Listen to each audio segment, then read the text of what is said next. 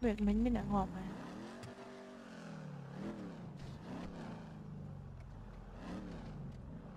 và ấy nó po ý trái chui mua mà đam chui mua mà đam chơi chui mà chặt à chui mà mình beli nó là ăn lan mà bạn chơi ơi chui lần lan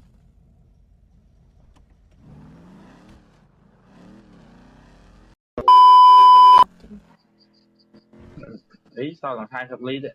nà mơ này nè Chị thế sao là sai hợp lý nè. Tôi đủ năm ngày.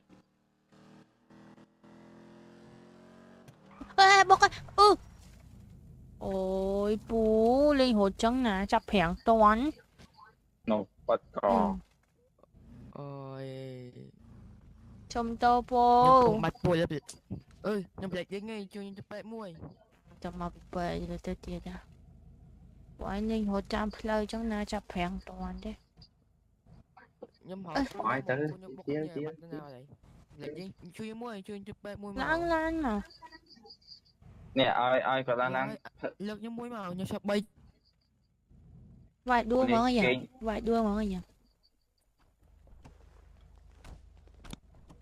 đuôi sập bay chia mày vài cõi đua món đã mà đáy đuôi bắt bôi bốc bắt quát màu hở khơi nhom Đó. nhom bắt chân gì A few moments later. tạo đường tóc sợi cha Tụi mình đã rất là sửa bài. đường tóc sợi cha